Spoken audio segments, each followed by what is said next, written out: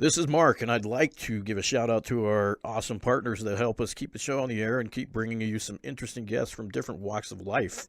The best, use the best. We're talking about War Tape, warbrandstore.com. The product of intense research and development, War Brand Tape is the choice of champions around the world. War Tape has become the standard in combat sports. You see it everywhere in combat sports. MMA, boxing, all that combat sports stuff. You look underneath their gloves, you're going to see War Tape. It's made with the highest quality materials. War Tape provides stability and comfort where you need it most. Visit wartapestore.com. That is warbrandstore.com. Type in a code, Jackson Wink at checkout, and you're going to receive 30% off your order. That's right, 30% off your order. That is a big discount, believe me. We have a great partnership with them. So, when you go to that website and you want to buy some tape or whatever other products are on that website, when you hit checkout, it's going to ask you for a code. You know, you've been to websites. It asks you for a code. You are going to have a cool code. Type in Jackson Wink, all one word, and it's going to give you 30% off your entire order. How cool is that? So, no matter what you work out doing, workout of choice, War Tape has you covered. The best, use the best. Opioids can change your life like they did mine. My addiction started after my surgery. Soon, I couldn't live without them. I wasn't getting high anymore. I just wanted the physical withdrawals to stop. At that point, my safety, health, career, none of it mattered. But I found a solution. Visit anotherwaynm.com to find alternative ways to treat pain. That's anotherwaynm.com. Don't let my story become your story. Paid for by the New Mexico Department of Health.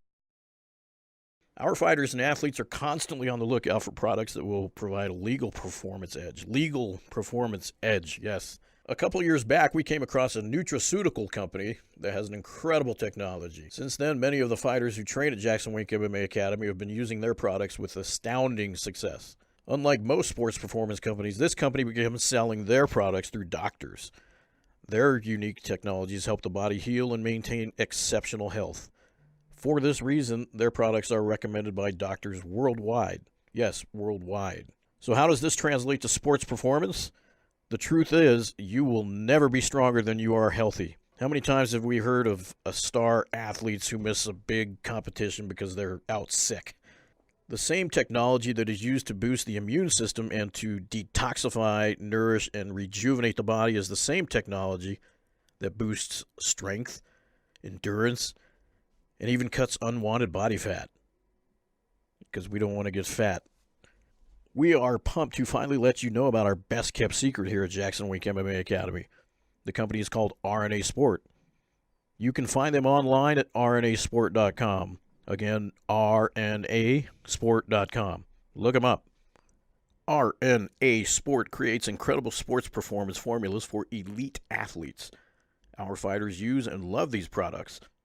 One of the most important things to know about RNA Sport formulas is their ease of use.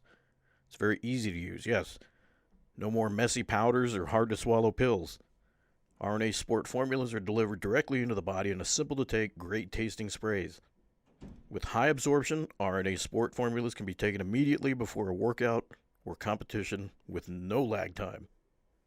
RNA Sport formulas support increased strength and endurance, reduced joint and muscle fatigue, improved recovery, a healthy immune system, optimized metabolism, and a whole lot more. RNA Sport provides benefits and technology unlike any performance products you have ever experienced. I highly recommend you to check out rnasport.com and use their products. They will take your performance to the next level. In our next podcast, we will review the amazing benefits of their specific formulas. JW Raw is happy to also have Fireteam Fit as a longtime sponsor. They are a veteran-owned fitness company that is now partnered with the greatest gym in the world, Jackson Wink MMA Academy. Fireteam Fit is giving a special offer of 15% off. That is right, 15% off all their products. All of them. Go check it out. All their products. All you have to do is enter a code. The secret code is JWRAW015. Again, JWRAW, just like the show, 015. Enter that secret code. You're going to get 15% off everything you buy. Make sure you do that at checkout, and then you'll get that discount. We love having Fireteam Fit as a sponsor since they are family and veteran-owned. That is so cool. We love our veterans. We love our family. Both in one big, happy group. We're happy to have them. It's available on both fireteamfit.com and on amazon.com. Everyone knows how to find Amazon. If you're on Amazon, you're legit. You can go find them on Amazon or check out their website, fireteamfit.com. But don't forget to enter that coupon code. Remember, use JWRAW015.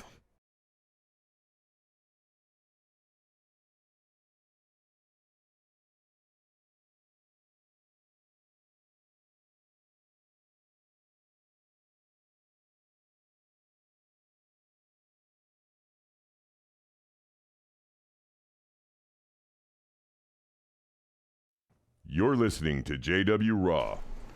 We're live. That's it. It happened. We're live. In the house, we got two doctors. Nice. The world famous Dr. Beau. Yeah. Doctor. Greetings. And introduce your partner here. Yeah, this is Dr. Garcia. She's a medical doctor. She owns her own surgical center here in the city. Is one of the best women's health doctors in the Southwest. She helps out with the fighters quite a bit. Sometimes we have stitches that we need done, and she's been gracious enough to help us with those and physicals as well. So, a medical school graduate, UNM. UNM. Yep. Went to Chicago for a little while. Yep. And then came back home. I missed it. Welcome to the show, Doctor. Red and green and Sandy Mountains. Green chili. Yeah. So you're with a social media influencer. This guy, he's more famous for being a YouTube guy than being a doctor. So True. how cool is that? It's true. Am I very doing it cool. again with the mic? You're good. We hear you. All right, cool. We hear you. Yeah. Loud and clear. All right. So Let's get into it. let's do it. So, did we land on the moon? That's the $1 million question. Let's start this off just right. Did we land on the moon? You tell Let's me. take a poll. And the Was- cathedral Of course fire. we did. Yeah, of course we did. Was it Of a course we Hollywood did. basement? I will vote agnostic. Smart people know we landed on the. I'll sit on the fence on that Just one. because you're part of Mensa doesn't mean you're smarter than I'll the sit on the rest of us. fence. So, in science, right, something has to be reproducible. So, as soon as we do it again, then 100%. But I cannot verify that myself We did it more than once. under the Exactly. Nixon administration. Like 3 trips, 4 trips. How all under the Nixon administration. many? So what's that got to what do is with So, if anything? you trust Tricky Dick, Well, you did the right thing. yeah. So what about Mars? I said if you put a gun to my head, yeah, probably we landed. But I think it's also possible that maybe we sent rovers and you didn't actually get people on there. I mean, I don't know. There's certainly a rover up there, right? Yes. You can shoot a laser off of it. So there are certainly, yeah, I think there's rovers on the moon, Mars. Didn't you watch and Transformers? Yeah. I mean, the dark side of the moon one? yeah, we're landed on the moon, and there's a transformer. I swear to God, if on there's the another moon. Transformer movie. Or the Bush Beans. What about the Bush Beans commercial? The Bush Beans commercial? The You seen that dog? one? No. He died. The dog. Yeah, they tend to do that. Yeah. R.I.P. Bush dog. I don't remember that. It's a funny commercial where the space guys are hopping along the moon, and one of the astronauts, they're all hiding because this monster comes out of nowhere, and I do not remember that one. You, one of the guy farts because he was No, eating I don't beans. have a television. That's a Bush commercial? you guys don't watch TV? No. No? Yeah. Interesting. Tell us about that. It's the commercials. It drives me crazy. Yeah. Yeah, and then you get Bush Beans dogs, and then they die. And then you get attached to the creature on TV and then it dies. Or you start thinking that Jared's a cool guy and then come to find out he's Oh like the my sickest God. pedo ever. Like, nobody's ever what they seem like, you know? Okay, so let's get back to the space thing. You know we're getting ready to go to Mars, right? Yeah, we'll see. Are you going to believe that? I mean, what's it going to take to convince you that we're actually on Mars when that happens, or when the astronauts get on that ship, blast off? Yeah, I don't know. I mean, I at this point with the way CGI is, I guess, people would question everything, right? So, I don't know. I just, I'm agnostic. You're a science guy, though. And? So, I mean, you just don't believe? I mean, Well, science has nothing to do with believe, right? well, That's faith-based. there's a lot of scientists that are making this space flight happen. And that's called an appeal to authority logical fallacy. So, for example, if you wanted to test gravity, you could do it over and over and over again. I could drop something repeatedly because the scientific method, right? You have a hypothesis, you test it to see if it's Do a poll, true or Nick. not. So Did we we have go a to null the moon or not? hypothesis, and then you have to see if it's reproducible. And they're actually doing something called the Reproducibility Project right now, where I think they found like something in the range of 30% of all the gold standards in medicine weren't actually reproducible. And there's a bias in medical journals in that way too, because they're not incentivized to reproduce a study that's already happened again. They want novel studies. And so we end up studying a whole bunch of crap that has no relevance whatsoever to actual medicine instead of retesting something to make sure that we have that it was right. They're looking at me because I disagree, but we actually no. There are a lot of times that studies are reproduced, and it's important. It's important to get the same kind of data, especially with policies or things that come up that are dramatically changing the way we've done things before. You want to make sure that data is real and good. Right, 100%. Yeah. And so that's sort of the point, that science needs that reproducibility. I'm not saying they haven't done it. I'm saying really with this multi-million-dollar project that they have done, they have found that things that they used to find were gold standards are maybe not as accurate as we thought that they were. You'd have to pull up exactly which studies we were talking about. Because, we say a beautiful theory does not a fact make. And some studies are really not reproducible, right? Like, so how would you, for example, reproduce a shoulder replacement surgery? I mean, it's going to be really hard to run a sham surgery because we have ethics. You can't just, we'll take that shoulder and we'll fill it up with balloons and we'll see how they do.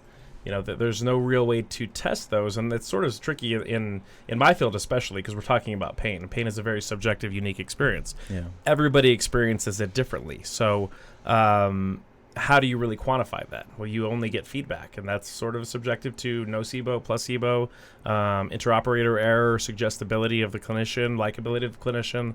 All those things tie into it. So, does something really work? I mean, there's a lot of questions to be asked about that. And of course, the truth is that we don't really know a whole lot about anything. We're talking about, penicillin being commercially available, 80 years ago. So it used to be that if you scratched your arm in the woods, you would die. It's true. Or if you got an upset stomach, you were going to die. People were dying at, 40 years old, too. I mean, so there's a little bit of misnomer there. So we were talking about this the other day when we talk about Social Security. In 1935, when FDR put in that deal for Social Security, the age of retirement is 65, right? So the age of life expectancy at that time was somewhere between 59 and 61. So the interesting idea behind retirement back then, and again, at that age, most jobs were like real jobs. You weren't doing computer work like you needed to actually be able to sweep or do something. So they needed some sort of protection in place for the elderly to be able to take care of them because they weren't really hireable because they couldn't do those jobs. Now, of course, life expectancy being up at 79 or 80, it sort of changes the game from there. But when you had that number at 61, 59, it wasn't because people were actually dying at that age, right? When you have a bunch of child deaths, that moves that number down drastically. So infant mortality was a major, major, major problem. It still is in the third world, by the way, as far as life expectancy. So it kind of changes the data. Like if you have two 100s on a test, for example, and you get a 0, then what's your average? It drastically drags that number down. So, lies, damn lies, and statistics. You can sort of make them say anything, and they don't really mean what you might think that they do. So you're not depending on Social Security for your retirement. This is what you're saying. Well, is it going to be there? I think it's already broke as it is. Well, when the government takes from that and spends it on other borrowing things, it, yeah. And then we have a smaller generation of people who are paying in less, of course it's not going to be there. I mean, It won't be there. So So you got a whole separate savings account is what you're saying. I'm trying to. If Uncle Seb wouldn't take 30. Let's talk about taxes. Did you get your taxes in on time? Oh my God! How much I got you owe? murdered. How about you, Doc? You got murdered too? I filed an Extension? extension. Yeah. You got till August, right? So we're always complaining. Tell them about the gross receipts thing in New Mexico. This Well, has to be fixed. This is a crazy thing for a physician. So, for some reason, other professional fields don't have to pay gross receipts. If you're a plumber and you come to my house and you give me a bill at the end of your work, you tack on the gross receipts, and I, as the consumer, pay the gross receipts. Yeah. You take what I pay, and then you'll eventually then pay that back to the Yeah, the city if you're doing it right. Yeah. if you're doing it right. So in medicine, the physician Is has it- the onus of paying the gross receipts. So you have to pay my bill, I my pay taxes. I pay your gross receipts Wow, just for doctors. just for doctors. Isn't that nice? And horrible. you already have like high insurance and Crazy insurance. malpractice. Yeah, do you know and- how much I pay in malpractice for gynecology? $42,000. If I were A year? practicing, Was that a year? that's a year. A year. 42,000. Yeah, Wow. Isn't that the average salary of The average salary of of an a American? for family income. I mean, Oh, yeah. That's just above 4% the, in That's family. just your malpractice. that's Right. just above the median income of New Mexico. Yeah. If I were doing obstetrics, it would be probably 65, Holy crap. and that's good in places like East Coast. Pennsylvania, East Yeah, Coast, East Coast. $250,000. Oh my God. to help people. Right. And so you can Yeah. sort of see Insane. where the inflation comes into the cost of healthcare, and then it always ends up back on the consumer eventually. Or the physicians are run out of healthcare, or they end up in a hospital system and they can't have their own practice anymore. And that's sort of what's Yeah. been going on. You wanna elaborate So on you're that? not doing Yeah. it for the money, is what you're saying. You're not doing your job for the money. Well, everybody wants to make a living, right? But to do it for the money, it's too hard. Yeah. Yeah, it's not. You're not. You probably make more money making a podcast. Well, not our podcast, but Yeah, your overhead when you're paying for MAs and you have liability insurance and all that other kind of stuff. So I think what's interesting too. So I pass the cost back on to the consumer. I was going to say, as a chiropractor, what's the difference? Well, the difference is I'm not contracted with insurance companies, so I'm not breaking my contract with an insurance company by charging that. So I think that's what you had told me before. Yeah, that's right. right. Like, So basically, I contract with an insurance company to get reimbursed a particular amount, and they are saying you cannot collect gross receipts from patients. Man, I'm learning a lot right now. There was a little bit that $40,000. That changed several years ago. The state said, okay, so you cannot pay gross receipts on anything that you receive from the insurance company. So that's my contract with the insurance company. But there's co-pays, there's co-insurance, there's deductibles that we're having to collect from patients. So all of that is still subject to 7.875% Right. that I have to pay. So you practice, you have an office here in town locally. Are you taking new patients? I mean, can people call you and set up with you? How does that work? I mean, How does that work? you're pretty booked up? Pretty booked up. Okay, yeah. But good, always available. Because You can find me. people are watching, they're going to say, I want that. That doctor seems cool. she's cool. She knows what she's talking about. She's the best in the But Southwest. that's why you can't take new patients, because you're so busy already. Yeah, so It's a good thing. so right now they can find me at Southwest Women's Health. Okay. Yeah. Yep. Well, that's good.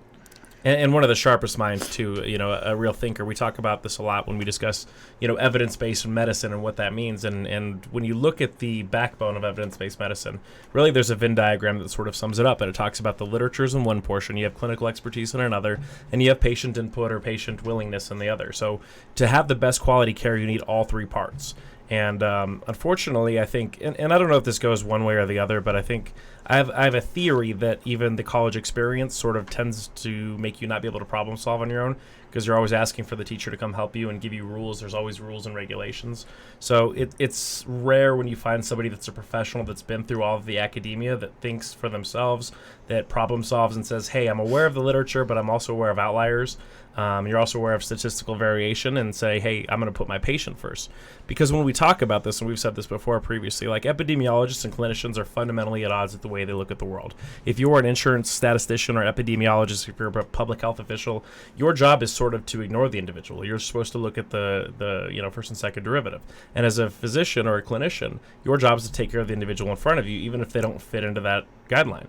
So they may fall outside of what you would normally do guideline-wise, but that's why you need that clinical expertise, which, by the way, you cannot have without years of experience and actually seeing real cases in front of you. So brand new, there's a reason why there's residencies. There's a reason why you need to get out in the field and you need a mentor in the field, because there's no way that you're going to be able to have that expertise, and you'll steer people the wrong direction. Yeah, you need a mentor. It's what we're lacking in medicine today, is that person with all that experience that says, let me show you. Well, I guess Right? I guess that's kind of hard, because I mean, most people that want like you to be their mentor, for example, they're going to go to school, maybe here at UNM for a while, but then they're going to end up having to do their residency somewhere completely different. So I mean, how I mean, unless they're long distance calls all day, with you? I mean, how would they be? How would you be a mentor to these people? You know, people find me all the time. So I've got high school kids that are interested in medicine. They want to come watch. I've pre-med students, residents, even physicians. I've had a program in the past where physicians will come to my office and watch procedures, and then I teach them all about things. And then I actually travel to other places to teach other surgeons how to do surgery. That's awesome. So I'm pretty accessible, and I do the same. I travel all over the world watching my colleagues do surgery. There are a whole lot of right ways to do it and a whole lot of wrong ways.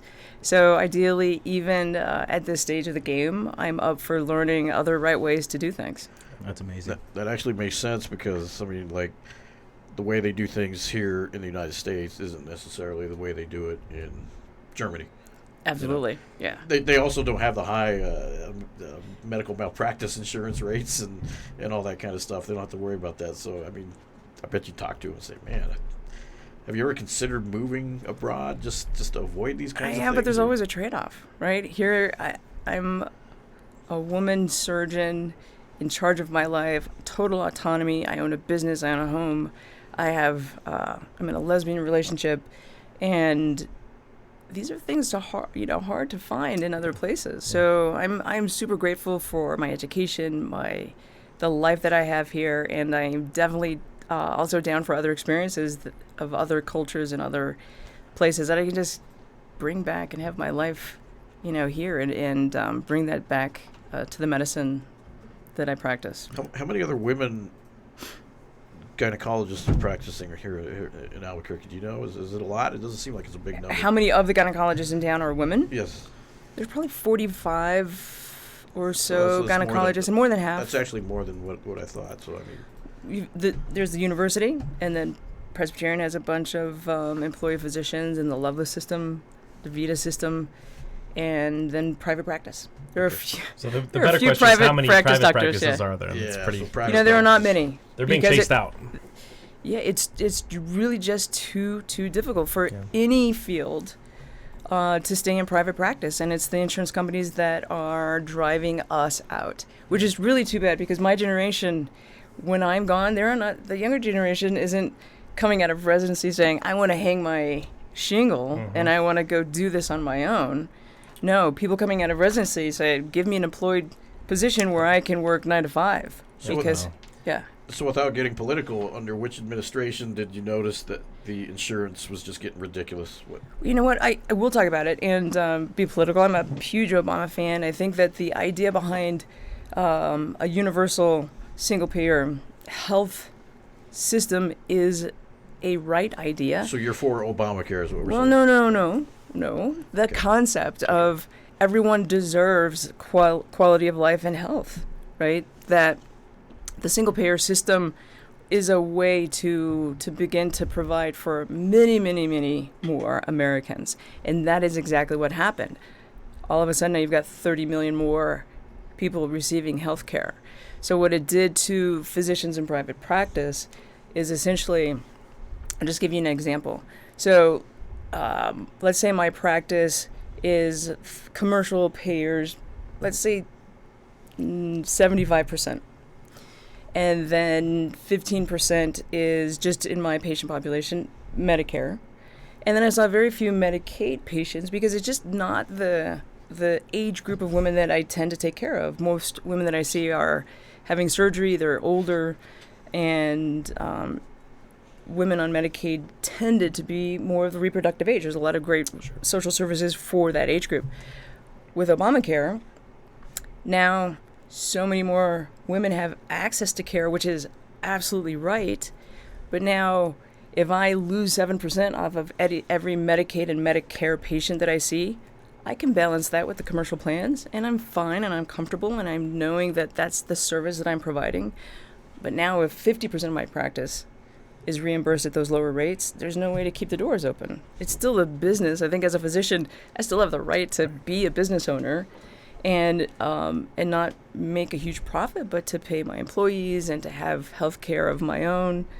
And that's what Obamacare did to the private practice physician. Unfortunately, it was a side effect. And do I still believe that everyone deserves health care? Absolutely. Did I likely, lose my practice because of it. Absolutely. Right. And, Yeah. and I agree. That's certainly a byproduct of it, because in a way, Obamacare was like designed to fail. Sort of, it sort of weaponized the pharmaceutical industry and the hospitals, because they're sort of exempt from everything. Like we were talking about before, the hospitals, if you're in that system, you're exempt from that gross receipts portion. If you're in private practice, you don't have that luxury. And so what you're seeing now is there is a gap that's being filled by hospitals, administrations, big groups, because they can handle it, because they make it up in big numbers. And because the physicians are salaried now, so there was really no incentive to do more or less, and they're really being pushed hard as far as clinical numbers. They have to see X amount of patients a day. What you're seeing is less face-to-face time between the physician and the patient, which leads to poorer care, which means to more mistakes, which means to more follow-up care, which gets way more expensive in the end. And that's, so what we have to do, in my opinion, is we have to figure out a way to reverse engineer that part of it. Whether it's getting more physicians in the field, whether it's training nurse practitioners to be better, whether it's getting rid of tuition for medical doctors, whether it's not capping the medical school classes. Because, many family physicians retired once this... And the EMR thing was another one that pushed a lot of older physicians out. They really struggled with that. Yeah, it's just a time consumption monster. It is stealing the life from physicians. 300 physician suicides a year last year. Wow. It's very, very high. It's too much, the demand for our time. And then you come along, if you're an insurance company and you say, You need to see you on everything too. Oh, you need to see more patients with less time, and you need to do a better job. And to do that to a physicians, we go into this field because we care about patients. And we can't stand not to do a good job. Right. So then the insurance company knows this, or the hospital who's employing physicians, because what we do then is we take all of those things that we have to do, and we do it on our own time. Mm-hmm. And we stay up till midnight, 2 o'clock in the morning, and we don't see our families, and we're depressed. And then you come along, and then there's a bad outcome. Sure. And we take it so personally, because no one ever wants to make a mistake and have a bad outcome. Mm-hmm. It's just the tremendous changes on physicians, and exactly what Beau said is happening is that we're losing physicians, and it's because the demands of the EMRs, the demands of the hospital. It's all about money, and physicians are all about helping people, and there's this dichotomy, and we're not making it. We're a dying breed. It's interesting. So are they keeping numbers about physician suicides internally that you guys hear about? Because that's not stuff that normally we hear about.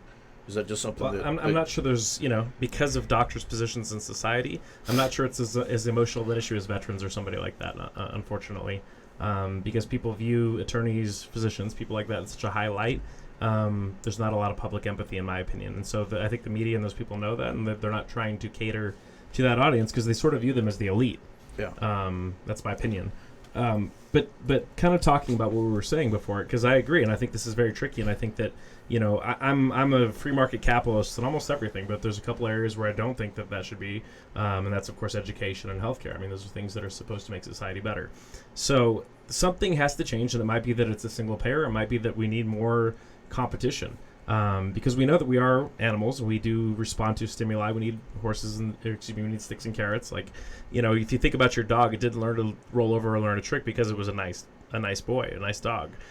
It did that because it offered a reward. And so when you're not allowing physicians to have rewards, you're not allowing all these things to have rewards, well, you're going to get kind of mediocre performance. And I think that's what happens, not intentionally, but as a byproduct to a lot of salaried worker bees. And I say the same with pharmacists that are stuck at CVS and all these other places. They're basically corporate employees, and they're forced to sit there during these hours. And even the creative side we were talking about, there's not a lot of leeway to do what they want necessarily. They're pressured by admin to do X amount of procedures, or we don't do this because insurance won't pay for it, or the risk benefit, in the opinion of somebody who never saw the patient, says no, and that's the insurance thing we were talking about. So say she wants to write a prescription for a patient she knows needs that. She writes that prescription, the patient takes it to the pharmacy, they run it up, and the insurance denies it. Some physician that never has seen this patient says, oh no, based on the clinical guidelines, they don't need that. Actually, if it were a physician, it would be, then we could have a conversation, but it's not. It's actually... Or an admin, or... It's some other person in a role of saying no. Of saying no without any clinical understanding of what they're saying no to. as an example, my wife is an endocrinologist, so she takes care of diabetics. So they have 2 doctors in one house. Yeah. I was going to say, that's a lot of malpractice insurance. You Yeah. pay there. Well, brains, too. hers isn't so much. But, she, first of all, mine is $1,500 a year. and you're doing all that cracking. Wow. I mean, I don't even And crack. he's getting rich. He's getting Right. rich off YouTube. We'll talk about that later. I mean, but So she cannot get, number one, insulin. Insulin, just like the life-saving drug that should be 2 cents, is so expensive that these people with diabetes and really good health insurance, and they're paying thousands of dollars a month, still can't get their Or they're their trying to insulin. ration it and then they end up dying. Yeah, they ration it, and so then they end up in the ER and getting admitted to the hospital. That blows my mind. And so If I she, can set up, sorry. I'm sorry, she wants to get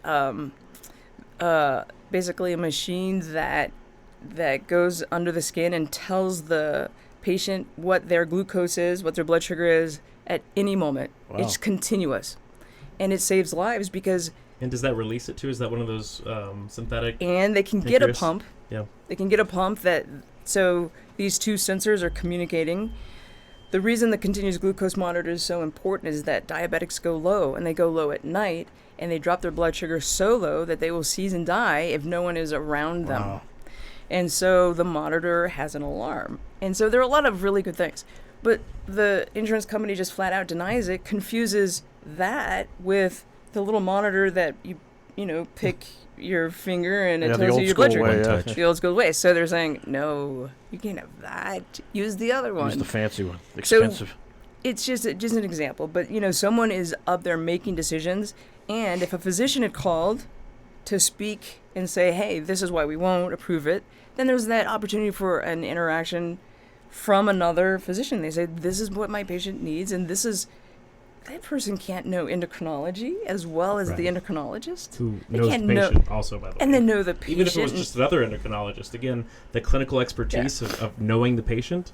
Like 2 endocrinologists aren't the same if one actually knows the patient. It's It's interesting because my dad was a pharmacist for over 36 years, and he would talk about this kind of stuff that you're talking about with they're prescriptions. stuck in the middle, right? and he's stuck in the He's middle. stuck. Exactly. I mean, It's a terrible position to be in. Yeah, and he would get so frustrated there at the end of his career because it wasn't like that for his first Right.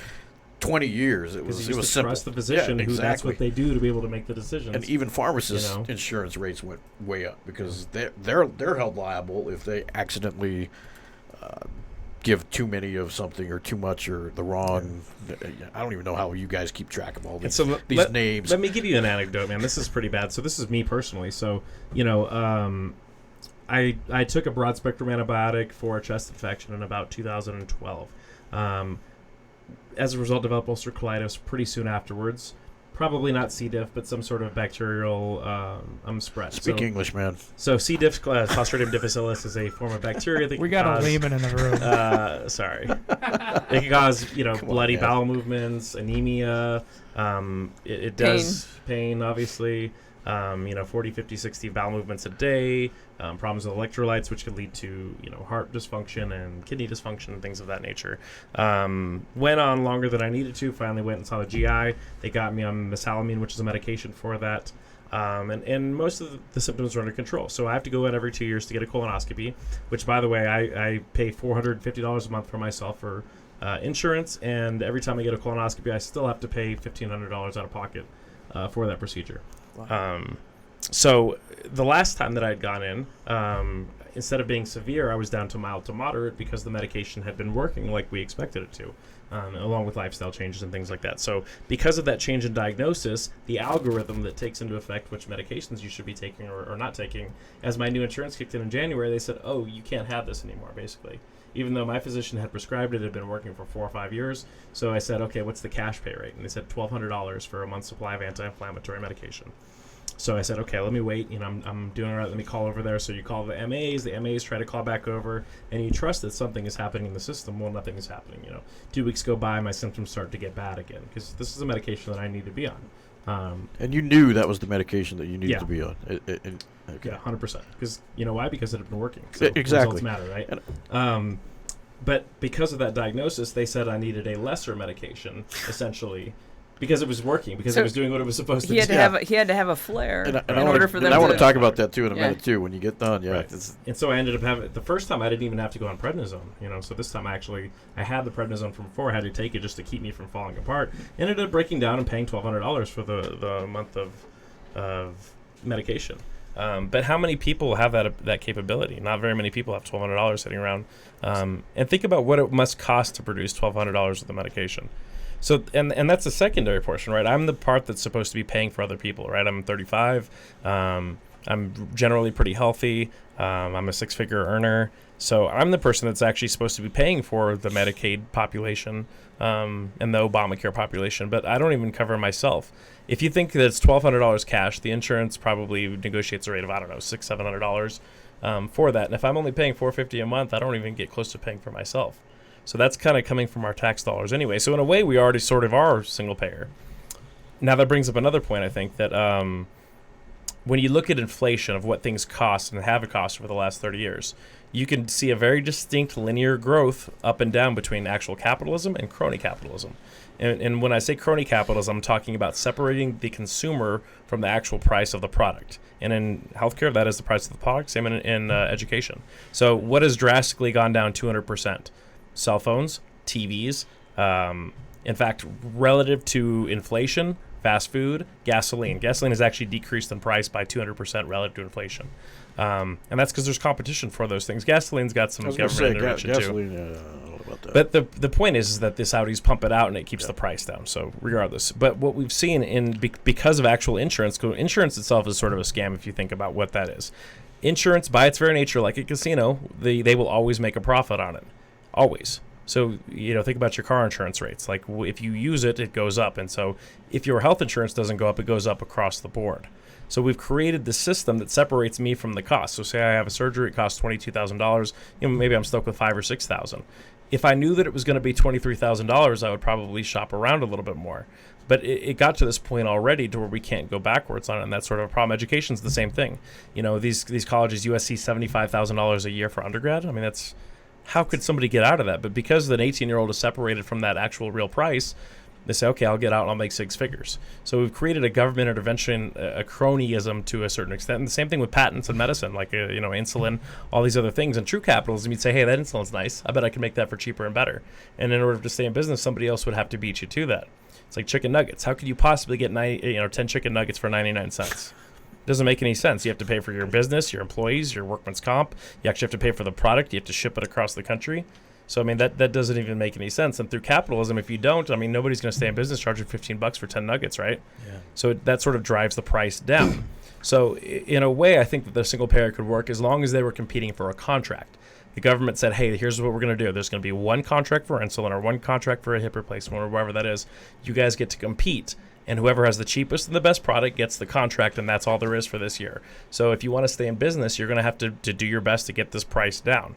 Instead, we see people like the Pharma Bro or whoever else that they buy a patent up for a specific medication, and they go, oh, people have to have this to live, so I'll jack the price up. And guess what? People die, people go bankrupt. And when they go bankrupt, do you think the banks just take that on the chin? No, they pass that cost right back onto the rest of us, or we bail them out because they're too big to fail. Insurance set up for failure, Well, like you were saying. Insurance and pharmaceuticals are out of control. They're out of control. It's ridiculous. I mean, This is what people need to understand about the insurance companies and the pharmaceuticals. They're thieves. big time. Yeah. We all agree there. To the Oh, point. yeah. If you didn't know that. We'll vote on that one. So enter the pharmacy benefits managers, right? It's just another level of administration to take money out of where it needs to be, which is direct patient care. So a pharmacy benefits manager is someone, let's say I'm the hospital, let's say I'm Presbyterian Healthcare, and I'm going to work with a pharmacy benefits manager. That means now that third party is navigating all of the medications that my covered lives are navigating, right? So you need insulin, you're going to go through that pharmacy benefits manager. But guess what happens? This pharmacy benefits manager gives a kickback to me as Presbyterian for all of the patients that are using insulin. Yep. they're going to charge $1,200 to the patient, Wow. and then I'm going to get $600 back. That was kind of And the that's stuff six- that my dad would talk about. Yeah. And then $600 to the Yeah. pharmacy benefits manager. So, in the end, it's the benefits managers and the hospitals which are making the money, and we're paying for it as consumers. This is a Or funny. the ortho device makers, or it's like this is a surgical screw. So unlike a regular screw, this one's $10,000. You were talking about that medicine that you knew worked on you. Sure. Here's a personal story that I can talk about. I every other year I get this weird cough that comes up, and I just cough and cough and cough and cough. Years passed, I always got this stuff called Tussinex. It worked. It made the stuff go away. Apparently, it's a narcotic. You know how you know you're a minority? Because you take Tussin for everything. Tussin. Got some problems with peroxide? Tussin gets paper rub. But the stuff, Tussinex was And I don't Price know, is Right. It's my it grandpa. worked. It's like, put some peroxide on it, though. He'll be good. Yeah, but doctors started saying, Some no, we Tussin. can't give you that anymore because it's we got to Well, give you this. Why? It's Yeah, the well- best thing for a cough. It's codeine. Right. Exactly, and that's what I would tell them. No, we got to give you this other stuff, and it's not the same. And I said, no, it doesn't work. So sure enough, this last year I didn't ask for it because I knew they wouldn't give it to me, and I freaking coughed so much that I collapsed in my kitchen and went to the hospital for Oh my 2 God. days because I couldn't breathe. I coughed so much that I gave myself some weird rupture in my Ruptured a lung? Yeah, Pneumo- something happened. It was horrible, all because of this Tussinex Wow. that I used to take. They wouldn't let me take it anymore because they wanted to give me some weird stuff that doesn't work, and I knew it didn't work. And it's a pain in the freaking ass. It goes back to your story. Yeah. You know what works. We know what works on our bodies. And we have to be careful, too, because we get these public outrages about certain things. So she's going to probably expand on this a little bit, like opiates right now, right? We go on and on and on about this opiate crisis, and there is a crisis. I'm not going to say that there isn't. But, the way we're addressing it, in my opinion, isn't the right way to do it. I think that there are... So we sit in this opiate overdose meeting, and they're like, hey, listen, prescription overdoses are down. Okay, well, illicit overdoses are up. So that's a net neutral. But what have we really done, right? Like, you're pushing people because physicians are being constrained, and you can probably expand on this a little bit more. There are people that need opiates. So they are useful medication. Every medication has its place. The key is not to overuse or underuse. I agree. I think agree that there is an epidemic, and it's sad. I think young adults kids are losing their lives to addiction, and so I don't want to Downplay to it. downplay that at all. The other side of opiates is that they do work, and they're not only for acute pain, but also for chronic pain. When someone who uses a narcotic to address pain issues, if they become functional with the narcotic, you know that is working, and that's a right use for it. And those are not likely going to be the people who are ending up with overdoses. Yeah, it's, they not like, it's appreciate not it. like I'm using it every day. It's just every other year I get this stupid cough, and I don't. But Well, not even. I mean, that's fine, but we're talking about even people with chronic pain using opiates every day. So what's happening with so many restrictions is that physicians now we're afraid now to use the right medication. That's so much scary. so that is that scary. a very personal friend of mine had melanoma in the eye and had radiation. Wow. These pellets that emanated radiation physically put into the eye to destroy the melanoma. Painful as heck. They actually admitted her to the hospital in order to manage her pain. To keep her on morphine drip or something. Ideally. Yeah. And yet they were so restrictive with the pain medication. She is crying, and had she not had my wife, there to advocate on her behalf, then she doesn't get what she needs. And so that's what we are doing now. We're taking it out on the patient that Scary. somehow Sure. the patient needs to navigate acute physical pain without pain relief, and it's cruel, and it's wrong. And that's when you're going to see an increase in suicides too, by the way. Like when people have this debilitating pain that they can't manage, they can't go on anymore. So They have nowhere to turn. right now I'm in a pain management sort of practice, right? So I can kind of give you a perspective on my clinical expertise, at least. And I've got about 11,000 patients here in Albuquerque. Now, keep in mind I have a biased patient population, right? I have a cash pay patient, so they're going to be a little bit 10 or 11 patients. What? 10 or 11,000. Thousand. Oh, 1,000. I was going to say. I didn't So hear I have a 1,000. healthier population. The people that are coming to me are willing to invest, and they always talk about, you never wash a rental car, right? So you have to have some sort of skin in the game, and that's why I like this. When I've worked in family practices before, when I've dealt with Medicaid and TRICARE and stuff like that, I find the adherence to our exercise programs was nowhere near as good as it was. And I'm dealing with a healthier population now, too. Yeah. So I have a couple different lenses to compare those to. So in my current position, the percentage of people that really need opiates is very, very low. Probably less than 5% of my patients need opiates.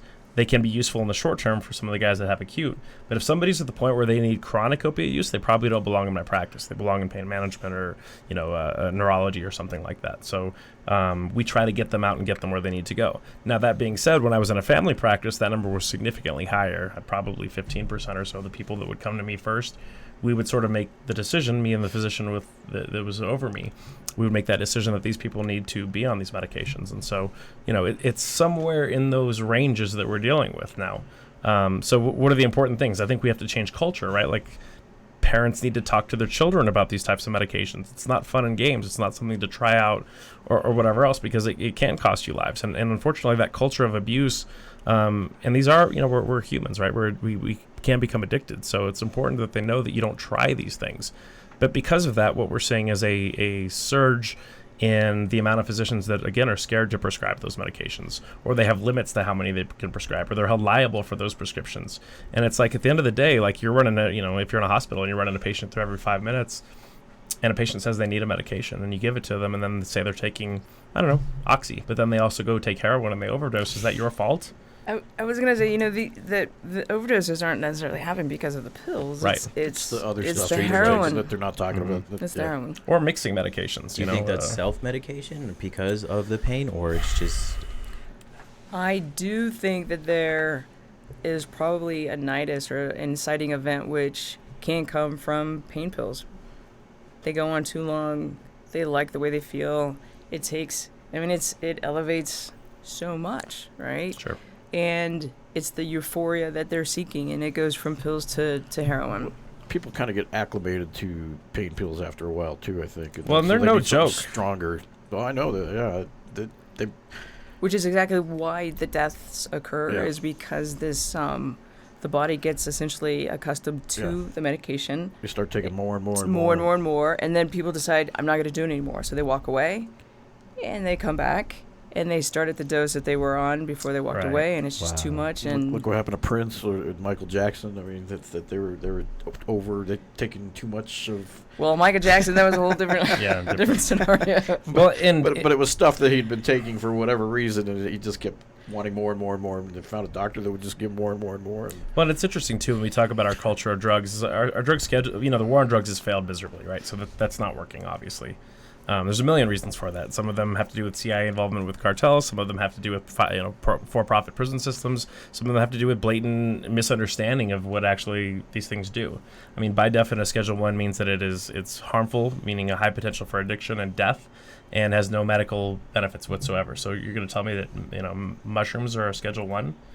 Or LSD or MDMA, and then Dr. Strasberg at UNM has done amazing studies on those things for people with PTSD and terminal illnesses and being able to deal with those things. And they really, you're going to struggle to be able to link any specific death to any of those psychoactive substances. So some drugs will kill you. Like, good luck finding deaths attributable to marijuana. Now, there are other issues, potentially. We don't know if they're cause or effect, or they're just association, like potentially schizophrenia in people that are exposed to it in young ages. Is it that the people that are schizophrenic are more likely to be adventure-seeking and try those medications? We don't know. But what you do see is specific deaths in certain ones, and those would be the downers, the opiates, because they they affect your lower brain, and they can make you stop breathing. Like, as bad as cocaine is, you're very rarely going to see deaths due to just cocaine. Heart attack. But typically underlying symptoms. But you see heart attacks across the general population. What is the rate of heart attack deaths? Pooping.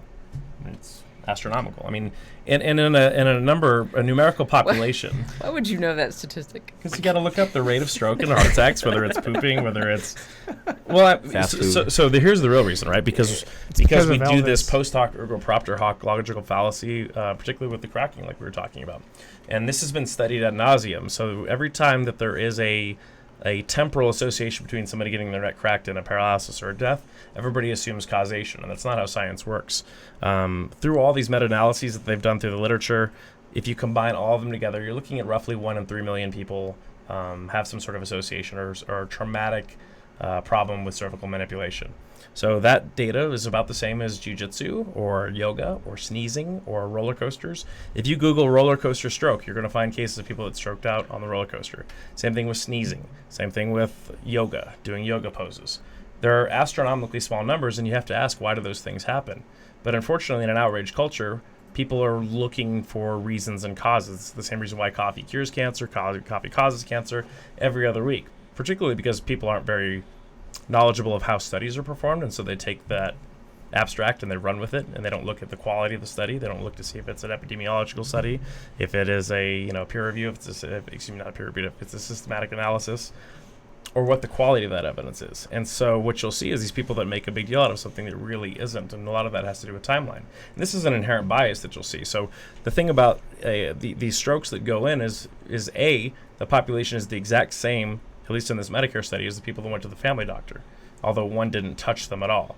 So could it be that the person was going in with those symptoms already? Well, that would be a good one. Neck pain, headaches, those are actually signs of strokes in progress, right? The other is that the neurologists, because they have an intrinsic bias already, or the neurosurgeons, typically what they do is they ask them if they've seen a chiropractor. They don't ask them if they were in yoga or if they were on a roller coaster, if they sneezed. And if they'd seen a chiropractor anywhere within the last 30 days, they attribute causation to that. And that's not really what the data bears out. So when I'm saying that, I'm saying that numerically speaking, in non-cardiac surgeries, you carry roughly a 1 in 33 to 1 in 35 chance of a stroke or myocardial infarction within the first 30 days. 1 in 12-ish chance of an infection. So the only argument you can make with that is a risk-benefit analysis. If you said that there was no benefit whatsoever, then that risk-benefit would be infinite. So you would say don't do it because there's a 1 in 3 million chance. It's not really what the data suggests. What are we talking about? Well, we went from neck cracking to something crazy. They're singling them out. We got a question on I lost you, man. Wait, so we were talking about relative risks of stroke, for example, associated with an intervention. Got it. So cervical manipulation. And again, you would never do that unless there was an indication. So you shouldn't crack your neck unless there's actually a medical reason to do so, right? So and that brings up a point, because you're YouTube famous now. Sure. For cracking necks, amongst other things. And literally, I think it was yesterday, 2 days ago, there was a story. I can't remember if it was Facebook or Twitter, EMT? where some girl gave herself. She used to crack her neck, I guess. Right. And she paralyzed herself, I Right. guess, because it was. Wait, seriously? Yeah. Yeah.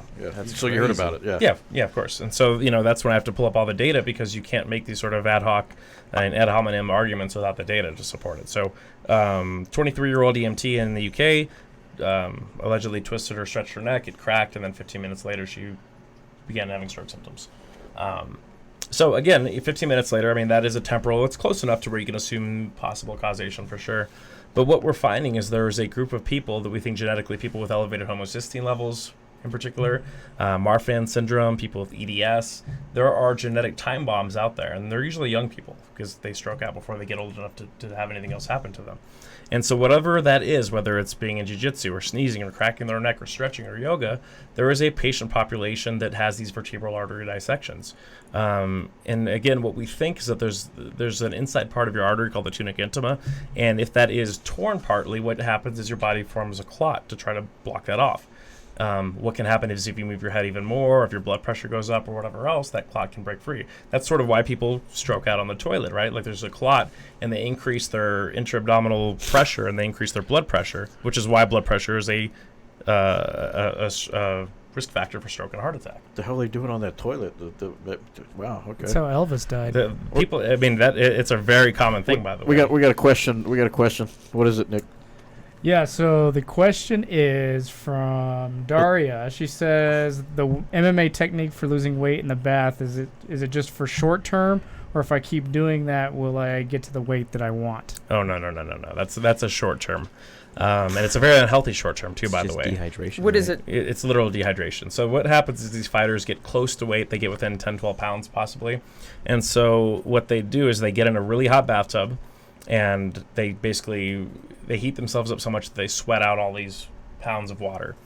And then what you'll see is that there's these wives' tales too about adding Epsom salt and adding alcohol, which is the really bad one. They add rubbing alcohol to it. Oh, wow, I never heard that one. Yeah, the idea would be, at least theoretically, that it would change the evaporation point potentially, but it doesn't. And all that it does is the alcohol evaporates. And then So you're you breathing guys all using fumes. alcohol? Cut it out. It's not doing anything. So Henan Barrow actually had that happen at a fight. He was breathing in the fumes and he fainted and hit Oh, his head. Jesus. And by the way, you're likely to faint anyway, right? The vasodilation And how can you fight if you're dehydrated Well, and weak? and this is sort of the issue. So they banned IVs several years ago. So what used to happen is they used to do that. So they get in the bathtub, they heat it up, they sweat it out, they put towels on, they mummify themselves, and they sit there and sweat out more of it. They dry off, go back in, or they do it in the sauna. And I've actually done this with John Jones before. I've done it with several fighters. And I guess I'm dehydrated because I only lost 4 pounds and he lost 12. So I don't drink liquid, so I guess I don't sweat the same amount. But anyway, what they do is they heat up their body. And so, there's massive amount of stress on your kidneys. You're completely dehydrated.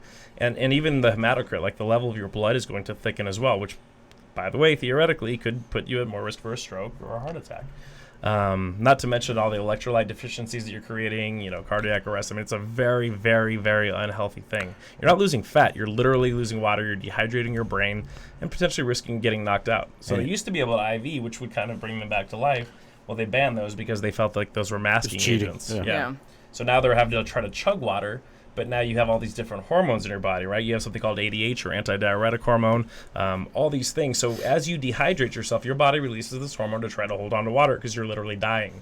So then what happens is once you've dehydrated yourself and you start pumping water back onto yourself, your body goes, let me hold on to as much as I can. So we wonder, hypothetically, maybe some of this dysfunction, at least cerebrally the next day, is it overhydration? Because you can certainly overhydrate too. Mm-hmm. In fact, people die from that at a alarmingly high rate as far as runners and people like that because they don't replace the sweat that they lost with electrolytes. They just chug and chug and chug water and they get something called hyponatremia. That's As your guest gynecologist, let me just confirm that that's a really bad idea. It's not healthy. Which one? Just the whole cutting the process weight of the acute trying to lose weight. And that's, believe me, in the MMA world, that is every week, every day you Gosh, see it's not worth your brain. Yeah. No. And So to answer a question, no, absolutely not. You will not lose weight. The only way you're losing is water. Don't do it. If your goal is to lose fat, what you need to do is be on a calorie deficit diet and exercise. There you go. And then So we I got hope another hope question. that answers your question. Well, young for lady. athletes, Thank they you. have a rehydration protocol, right? I mean, usually, hopefully, that's what you're saying about So IV. the question is who's putting these things together? Yeah. There are a couple scientists in the community, Dr. Andy Galpin. There's another one down at ATT. They're PhD guys. They are studying this, but by and large, this is done by fighters who have done it before. So there's a lot of anecdote going into this, and we don't really know what the long-term ramifications of. If you guys have seen the videos of Cyborg cutting weight or any of these other people, I mean, they're pretty horrifying. And then there have been many people, including Nico Montano, who's the UFC champion. She had to go to the hospital. They cut her weight cut, and they ended up stripping her belt as a result of it. She lost her belt because she couldn't. She hasn't fought since. Make that weight. They're really messing with her. And so then it costs you, $60,000. In that culture, and it's really from the wrestling culture, is really where it comes from. The idea is you want to be bigger than your opponent in the octagon. So if you can cut that water out and put it back in, and you're 5 to 10 pounds bigger than your opponent, the idea is that you have an advantage. Well, I mean, offset that with the amount of physical trauma your body's gone through, mental, emotional trauma as well. Absolutely. I'm not sure that that's the case. So maybe We had that happen with my kids' grappling tournament. Another team was weight At what cutting age? 6 to 9 year olds. Oh What? my God. that's insane. My 6-year-old was like a foot shorter and probably 10 pounds disadvantage, but he hung in. He didn't win, but it was like, wow, my goodness. So Wow, that's a setup too for body dysmorphic. Oh, for Yeah. sure. Syndrome. And psychological problems in the future and Adonis syndrome and all these other issues. Let's spin this a little bit. So Doc's a very evidence-based doc. She's very rational. I want to hear her thoughts on the internet and what's happening with, the anti-vaxxer movement, essential oils, and, how that is becoming popular. And then also your thoughts on interprofessional working between, say, chiropractors, physicians, physical therapists, and how those things can work well. One at a time. Jeez, anti-vaxxing first of all. What's up with anti-vaxxing? That's big right now. What's your take on that? Yeah, I Should think we do it or not? it's big. I think that what a public health crisis. Honestly, You got kids? I do have a 14-year-old Okay, so vaccinated. there you go. Yeah, we eradicated vaccinated. measles in this country through vaccination, And now we're dealing with hundreds and hundreds of cases, and I think it's really Scary. it is scary. It's scary. That's how that zombie apocalypse stuff starts. I believe it. And I think that the ideology or the place that this arises is this fear-based inaccuracies spread through the internet, and the science that we know, right, is the same science that brings you the intensive care unit that saves an 8 or 9-year-old little boy with the measles, spends 8 days in the ICU, and unfortunately, you get the measles once, your body, it doesn't form an immunity. Yeah. You need to be vaccinated.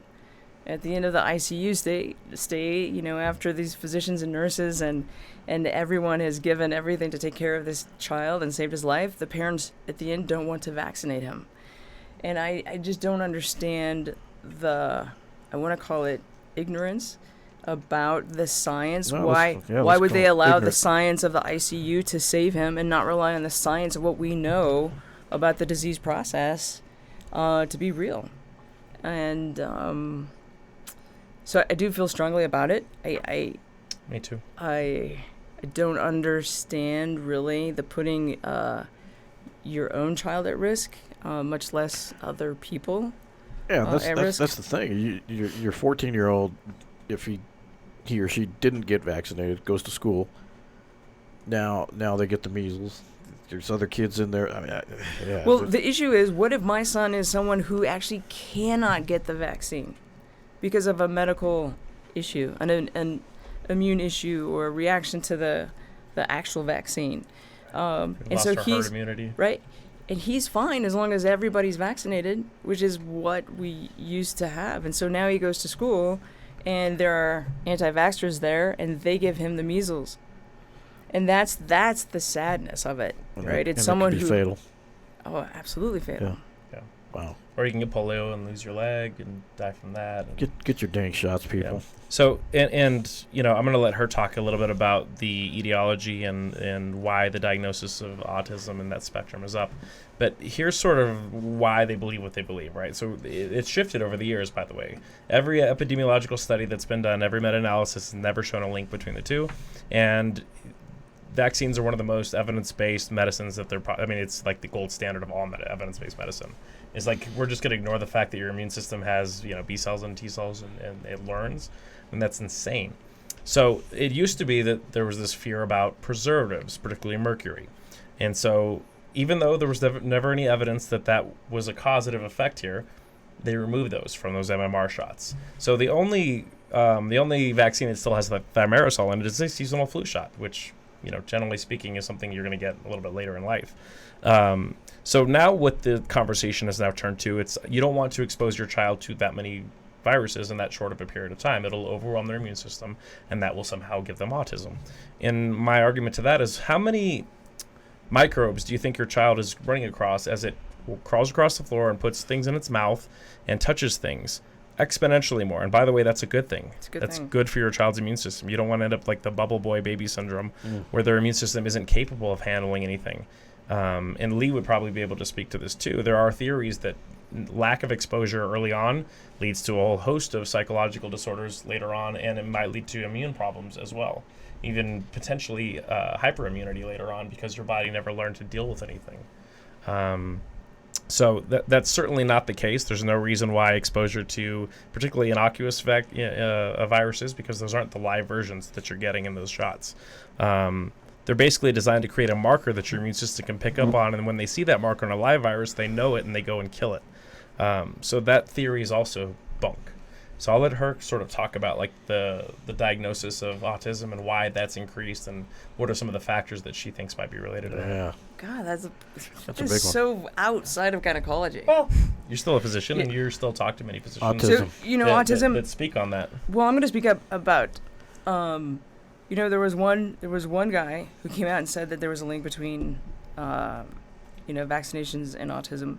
That he later even said there was yeah, He recanted. he recounted. Study. He said, "I falsified it. It's bunk." Oh, jeez. And But it's and staying yet still, out there. it is out there. So it is unfortunate. And It's like those people that say we didn't land on the moon. See, it spreads and Well, and to Beau's point that vaccinations are one of the most well-studied components of medicine that we have, and we've got outcome-based data. Millions of lives, right? Millions of lives as outcome-based data. So that and the link to autism has been disproved over and over and over, and so I can't account for why the ignorance that people choose to live their lives with, and I think that I don't think we actually know the etiology of autism. What we do know are about insulin disruptors. Endocrine disruptors. So these are substances in our life now because of this modern society, and we're exposed to chemicals and the breakdown byproducts of chemicals. They are literally disrupting our endocrine systems. To me, that is far more scary than some hypothetical association when we can point to the plastics, the petroleums, the fragrances in our lives, and know that there is real data that says, hey, these are really bad for developing children, developing brains, pregnant mothers. We're changing our entire physiological makeup. Thank you. Yeah, related to the things in our environment, and to me, it's a bigger issue. That's a real issue that we can actually combat. Right. Looking at BPA and looking at our fertility rates and things like that are changing. And people think we're getting stronger, but we're actually getting weaker, I think. Well, here's the other scary thing. We didn't talk about antibiotics, but we are soon to be out of antibiotics. We're going to be out of options. And so what, 80 years now, right, that we've had antibiotics? The bugs are changing far faster because we're not good stewards of the use of antibiotics, and so we've created these resistant organisms, and now we're using double and triple and quadruple antibiotics to treat some infections, and we're going to be out of options. We're going to be back to a time when people died of simple infections. That's scary. And it is scary. Like MRSA, for example, methicillin-resistant Staph aureus. So what happens is their lifespans are so short, right? When we interject something, we create a bottleneck genetically. All it takes is one mutation, whether it's from UV radiation or whatever else, and that mutation allows it to survive this, and that propagates a population that grows and grows and grows. So like she said, we're not being good stewards of that. People aren't finishing the prescriptions, or they're not killing everything off. There's a lot of problems in the way that they're being used. What do you mean they're not finishing off their prescriptions? So like if you're given a prescription antibiotics, you should take it till it's empty, it's done. Don't stop mid-range or mid-bottle, whatever. Is that what you're saying, or what do you mean by that? Yeah, absolutely. Take the full prescription. And there's a reason you gave 15 pills. You want them to take all 15 pills. Don't just because you think you feel better. And don't give them to other people that they're not prescribed to. Right, who take then one or two, and then they think they feel better, and then it's just a bad cycle. Yeah. You were talking about essential oils too. Sorry. What are your thoughts on those? I'd like to because hear, everybody's. I don't even know. It's a trend. What it's a trend. What's So essential people oils? are trying to treat medical conditions with essential oils. Yeah.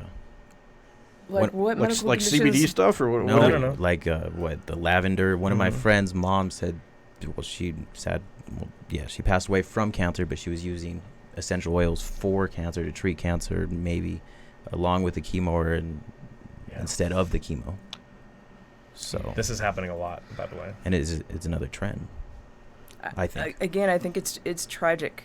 We're a sophisticated scientific culture that people are willing to accept the science when it fits them, right? Yep. And then call the science bunk because they want to believe something else. I think it's tragic. That someone, and people do, right? That they choose to live and die the way that they do. I don't see any evidence. There's no evidence about essential oils for that particular or use, really right? any medical condition. It's just really a huge market to not make money. Not allergies, not pain.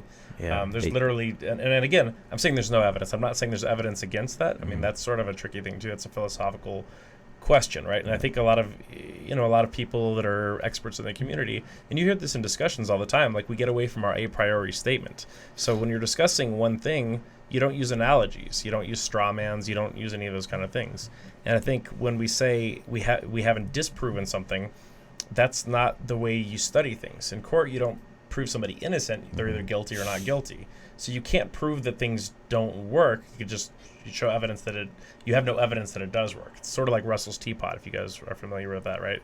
So there's a teapot, between Jupiter and Neptune. Prove that it doesn't exist, but you can't. The onus of the burden of proof is on the person who says so. So if you say lavender can cure something, you darn well better have some evidence for that. And it's not acceptable to say nobody proved that it didn't do that, right? And that's sort of the argument they use with vaccines. They'll say that they haven't proven that it didn't do that, and that's not the way this works. You have to you back up your claim with evidence that your claim is true. Okay, and if we study it and that doesn't prove to be the case, then you have to accept the literature as is. And I'm not saying that there isn't an outlier. Everything happens in absolute numbers. Is there probably a tiny fractional portion of society that somehow there's an epigenetic activation of some sort of gene in combination with 9 other genes that might lead to autism? I think it's possible, but by and large, the vast majority of people will not have that sort of thing happen. And I think that, as we've heard psychiatrists discuss this and everything else, I think people have a hard time accepting that it might be, I don't know, their genetics or something like that. They look for something that happened again in that timeline, the post hoc ergo propter hoc logical fallacy. So around that time when those symptoms start to show up, what happened around that time somewhere in there? Well, they had vaccines. They're not really in school yet.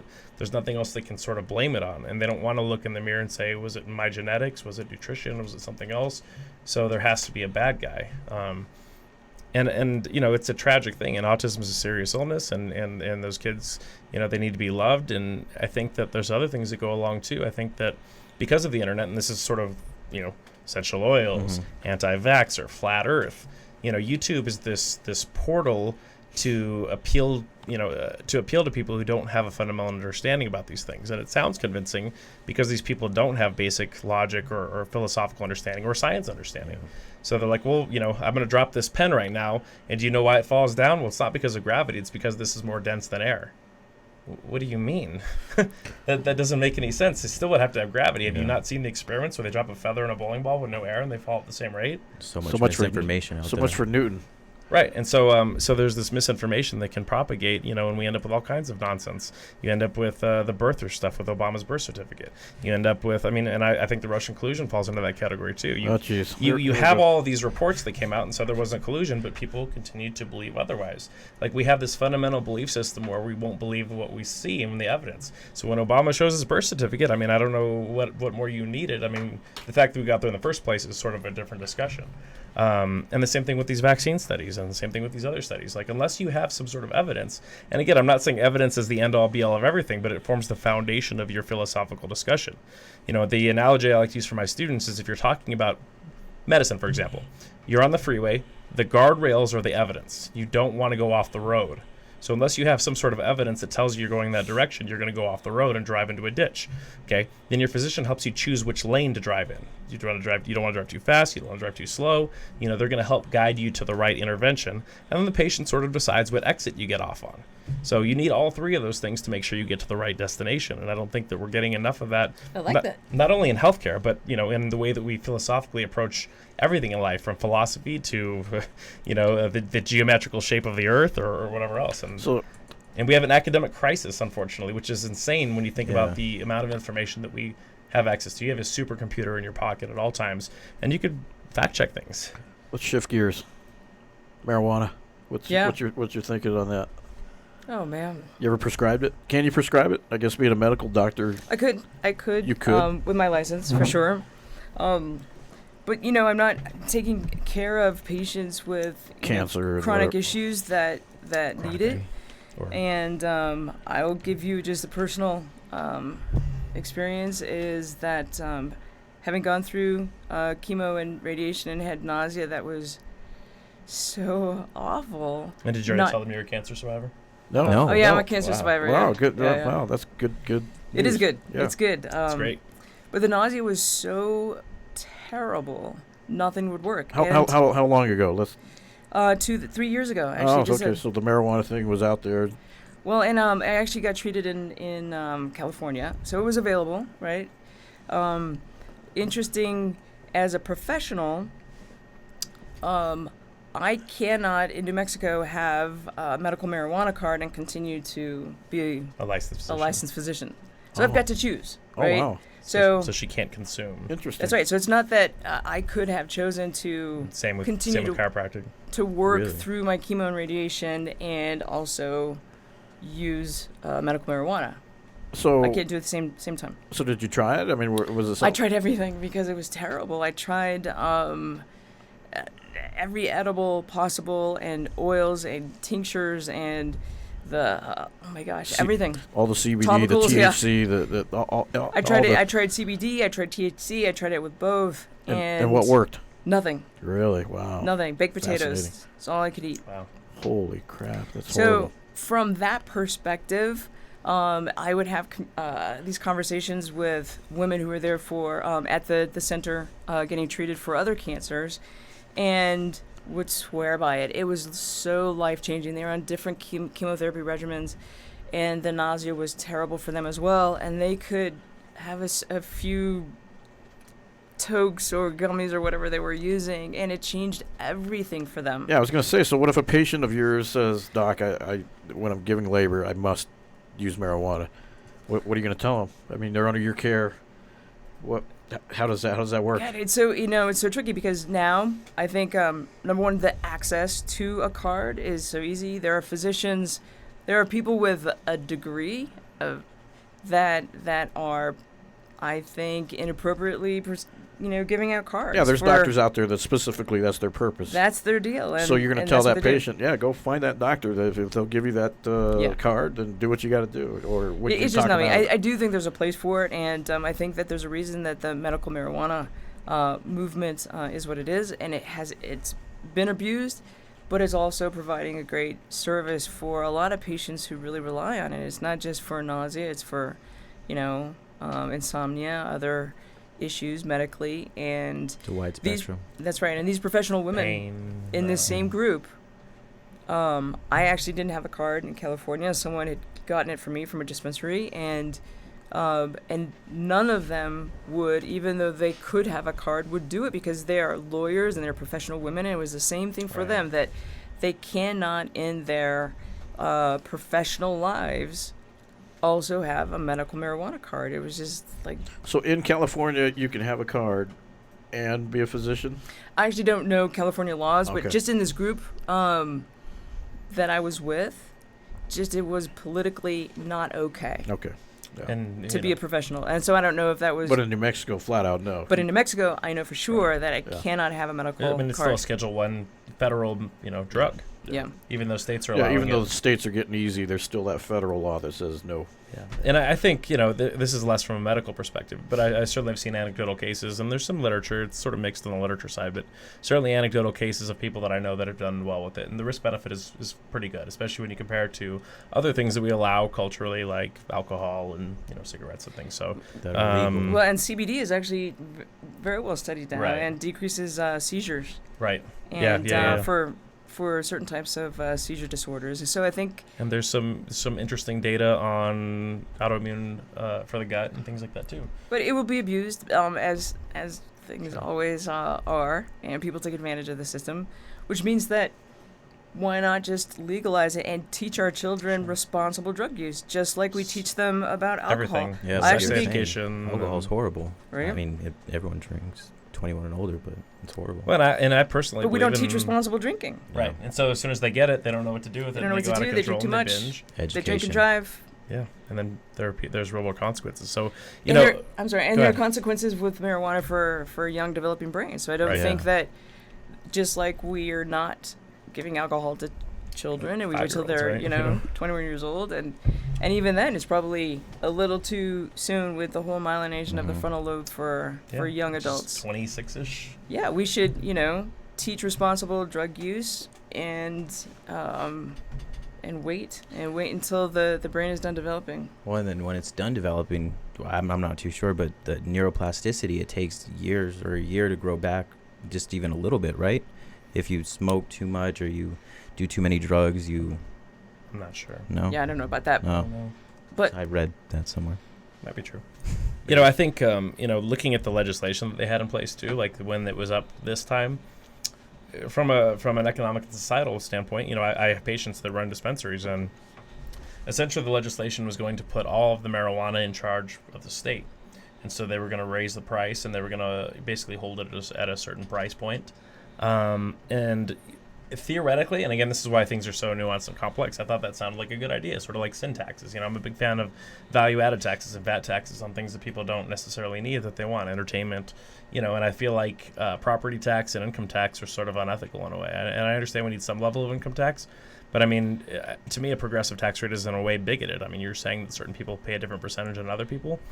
So I think choosing to charge things like alcohol, cigarettes, lotto tickets, expensive cars, watches, bags, things like that, you know, pretty hefty VAT taxes, you know, would be a nice way instead of charging, you know, gross receipts on medical and groceries and things like that. So what this guy explained to me is he said, do you think all these dispensaries that are out right now and growers are just going to go away? You're going to create a black market just like there was before. So if homie down the block is like, oh, it's going to be $15 here, you know, whatever for a dime bag, and I don't know the lingo for marijuana. I'm obviously not a marijuana user, but he was like, hey, listen, man, I'll go down the block to my other guy and get it there. And so you create this underground, even though it's legal technically, you didn't make it actually legal because you said it's legal as long as it goes through these means. So you, just like it is now, you create an underground network which creates gang activity. And what do they really have to do when drugs are illegal? And it's like prohibition with alcohol. I mean, you said, okay, we're going to get rid of it. But at some point, you know, things are so ubiquitous that you cannot regulate them anymore. Marijuana, in my opinion, has gotten to that point. It's like guns. There's no way you could possibly do that. They're too ubiquitous. You know, you will create the biggest black market gang, you know, culture ever if you tried to make guns illegal. They're too ubiquitous. You know, if you had a population that only had a few of them, you could do it.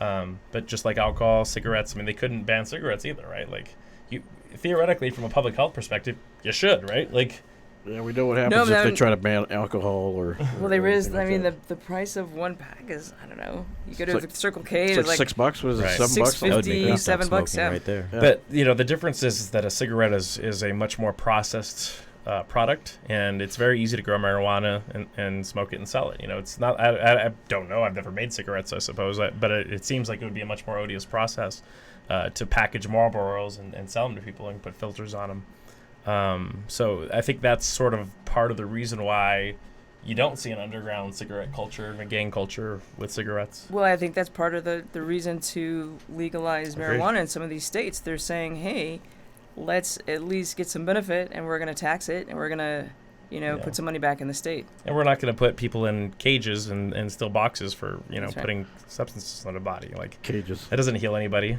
Yeah. Jail. Jail. I mean, all the cages. Yeah, I know. yeah. I'm thinking MMA cages. Well, no, it's like I saw the meme the other day, and it was an interesting meme that said, "Hey, we're the government. We want you to guess how much you have to pay in taxes." And they're like, "Just pick any number." And they're like, "No, we know exactly how much." And they're like, "Okay, but you make me tell." They're like, "Yeah, go ahead and guess." And they're like, Yeah. "What if I'm wrong?" Well, then we come and get you and put you in jail. Throw you in Like, jail. Exactly. Yeah. They got. No, we know exactly how much you're supposed to pay. You know, and I just find that interesting. You know, and I think that goes back to sort of what we were talking about, and it's an ideology. We've lost so much trust in the system. When you look at all the lies that the government has told us over the years, you know, whether it's the Tuskegee syphilis experiment, whether it's the Tonkin Gulf incident, the entire war in Vietnam, whether it's the Iraq war and the weapons of mass destruction, you know, whether it's the Russian collusion, whatever that is, we've lost distrust in authority. The big pharma, you know, and that loss of authority in our community, the medicine is the authority. And so if you don't trust your government, if you don't trust the other authorities in your life, people have lost a lot of trust in religion. When you look at what's happened with the Catholic Church and, you know, all those other things, basically the instinct now is anything that's an authority is wrong and lying to you. And I think that has led people astray in a lot of ways. And my guess is that's probably a big part of what's going on with the vaccines and the essential oil movements and stuff like The that. misinformation. Too. And this is coming from somebody who, you know, I'm a licensed naturopath now, so I'm under the medical board. But I have been a licensed chiropractor, and chiropractors tend to be sort of antithetical to medicine, and a lot of that has to do with the history of the professions and the fact that the AMA tried to eliminate that profession. And so the response to that is not to be neutral. The response is to attack the opponent. And so that means that everything in there must be bad. They must be trying to poison you. which is not the case. Are there errors? Of course there are. But, by and large, the medical community does as good a job as any as following evidence-based guidelines, better than the chiropractic community, actually. Doctor, what brought you to Jackson Wink today? Did you hang out with Dr. Beau, or? Yeah, any chance I get to hang out with Dr. Beau, I'm there. Sweet. Yeah. Have you been here before? Yeah, so I actually saw Beau professionally about almost 5 years ago. Okay. And I tell everyone, because I actually send a lot of people, not only patients, but anybody in my life that's got anything, to Beau. And my experience with him has been that he is the best diagnostician I've ever seen, hands down, including any MD or DO that I've been involved with. Awesome. And I've never met someone who's so analytical and smart about the neuromuscular and skeletal system. Shout out Dr. Beau, man. Shout out Dr. Look at that Beau. head, how big Really? it got. Yeah, I'm a biscuit. Stop trying to butter me up here. Yeah. No, I'll and pay you afterwards. and so when I tell people that, they're like, how do I get No, in he's a how do I get badass, in to dude. see him? And I Yeah. said, well, We love it's a him. little bit of a wait, but it's well worth it. And Has he cracked your neck?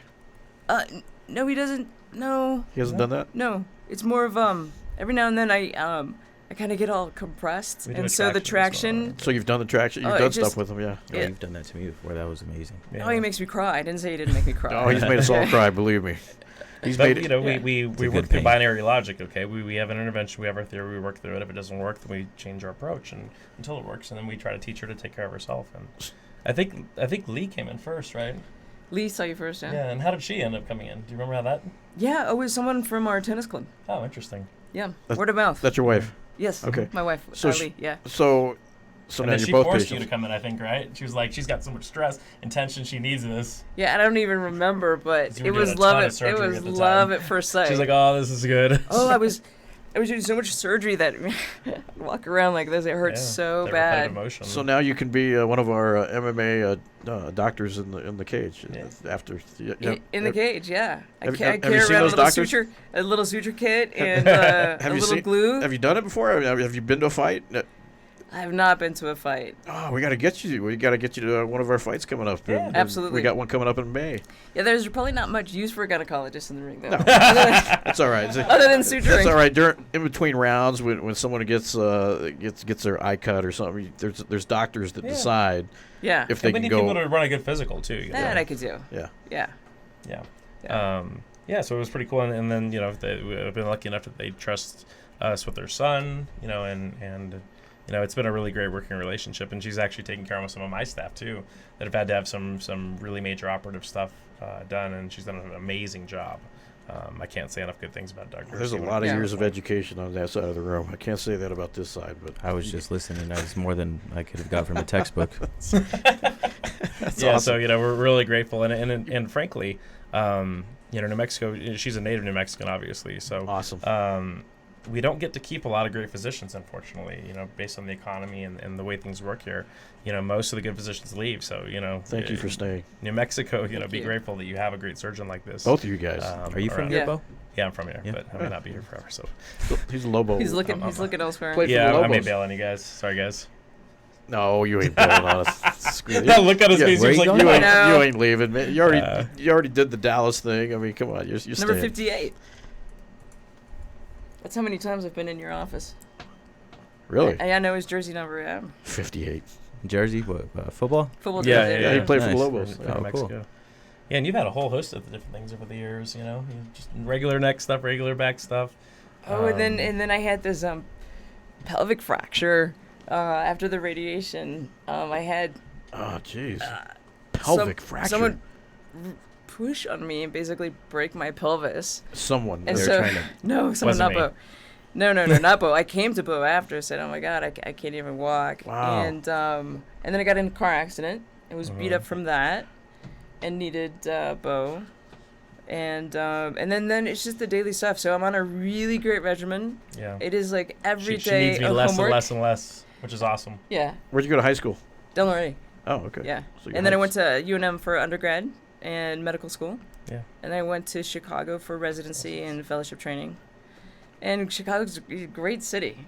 And New Mexico, the Windy City. it was home. I think the way, yeah, Mighty City. But Mexico's home, and there are a lot of things we don't have, a lot of things we do, and Yeah, Mexican food. That's why you came New back. Mexican food. The New Mexican food. That's It why is- you came yeah. back. The green chili, man. You And can't. the mountains and the outdoors and Yeah, the family. weather's great. This is where family was, right? Yeah. Perfect. Well, I'm glad. I'm so glad you're here. I'm glad to meet you. It's awesome. This is a great show. Yeah. I'm glad Dr. Beau talked you into coming on. Yeah. And what do you think? So if you could take 5 health pointers for people out there, just general questions that you get on a day-to-day basis, or that your friends ask you about that you could get out to the community. What are 5 or 3 whatever, Q&A time. common things that you are asked about that are just common public health questions or women's health questions that are important, because the people that are watching, either they are women or they have women in their lives that maybe misunderstand birth control or whatever. Like what are some common things? I would say, first of all, that women have choices. And as women, we tend to form relationships with our physicians. And so that tends to be the obstetrician.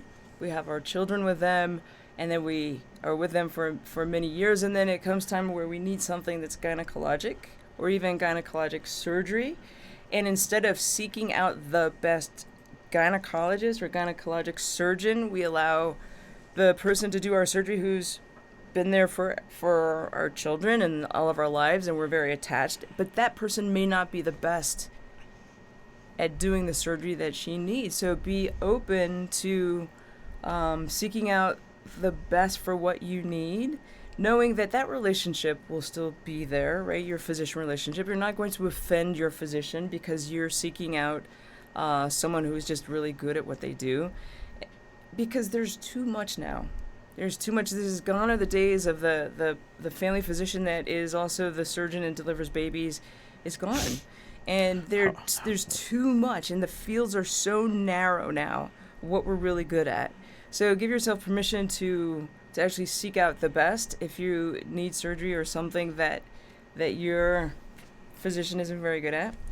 I would say the human papilloma virus, there is a vaccine. Speaking of vaccines, and it is decreasing the incidence of cervical cancer. That's the HP, what HPV, the human papilloma virus, yeah. HPV. It now has an expanded indication up to the age of 45. Wow. And we start vaccines for girls and boys. And when I explained to my son, hey, you could get this vaccine, and it would actually prevent you from transmitting the virus to someone that you loved. This is the virus that mommy had, right? And I got cancer. So explaining it to a little boy that, hey, you could take care of the person that you love, that you're going to be in the relationship with, he was all for it, and it made a lot of sense to him. So really consider vaccinating, and if up until the age of 45 decreases the risk of cervical cancer, it's really important. Birth control. Mm-hmm.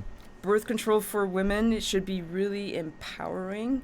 There are so many decisions, so many options that women have to make a decision for birth control, and that in choosing birth control, you're really just taking your life and you're saying, this is what I want, this is what's important to me, and making the choice that's right for you, and finding out all of your choices, because there are a lot, and you shouldn't have to settle for either not having. I mean, if you've got access, there are lots of ways to get access to birth control, and just know that there are a lot of decisions, a lot of options that you have to make a decision that's right for you, but that should be a very empowering decision. It's your life, and Take it in your hands. Yep. And so I'll just leave you with this, which is for us all. We get this one life, and we have this moment now, and we learn to live it and make the best decisions we can for ourselves and the people around us. And so live this one moment. I got to hear a cool story Yeah. though. Come on. Have you done a house deliveries, or been driving down the side of the road and delivered a baby on the side of the road, or anything cool like that? Well, there's the occasional, on as the an airplane, and is there a doctor on the plane? So that's happened yeah, to those you. are, And I yeah. said I'm not a real doctor, so Yeah, Bo never gets up. find an MD. Bo never gets up. cracking Yeah, up, and then the ones where you walk toward the back and the airline attendant is there and a man walks up too and she wants to see your credentials as a doctor. Oh man. Yeah. Really? Yeah, she's like, she wants to see my credentials. Are you a doctor? Wait, I'm a there's doctor. sexism Can in I see medicine? sexism in airline attendants? by Oh, the way. okay. Wow. Yeah. I don't know, a funny story. I don't know. It's just very serious. It's just surgery, just serious stuff. Saved a lot of people's lives. Yeah, You know. I bet. I haven't saved people's lives at all. I've Oh, come on. No, I've improved their overall quality of life. Yeah. But I'm not in the the arena of really saving lives. You're not in the ER doing all that crazy stuff. No, those are hard jobs. Oh, believe me. Yeah, that's fascinating stuff. Yeah, we're losing ER docs too. We don't we're not taking care of our physicians in this country. That's too bad. That's tough to hear. Everyone wants to be an attorney. We got too many attorneys and not enough doctors now. Not enough doctors. What about you, Beau? Same question. What's that? 5 things. I could only come up with 2.5. Man. Yeah. So I gotta match that and beat it by half, right? Is there? Yeah, I mean, I like that. I think it's important when you're looking at clinicians to make sure that the things they're saying are rational. So, I defend chiropractic as a profession, in generally speaking, because I think there's a lot of misunderstanding about what chiropractic is. A lot of people think of it as an intervention, and they say chiropractic is a bunk science. Well, chiropractic doesn't proclaim to be a science; it's a profession, much in the same way optometry or podiatry or any of those other professions are. So it has a scope of practice within it. It varies from state to state. In New Mexico, for example, advanced practice chiros have DEA numbers, and they can prescribe, ibuprofen and cyclobenzaprine, and they can do sorts of injections. But they're trained to do that. So because chiropractic has fallen into a CAM or complementary alternative medicine umbrella, there are people who are woo-wee that find themselves into that. So on a per capita basis, there are certainly more quacks in chiropractic than there are in medicine. Are there quacks in medicine? Of course there are. I mean, there's a lot of, especially the online gurus, the only eat this diet or don't do this, I mean, anything in absolute, you should probably be very wary of that clinician.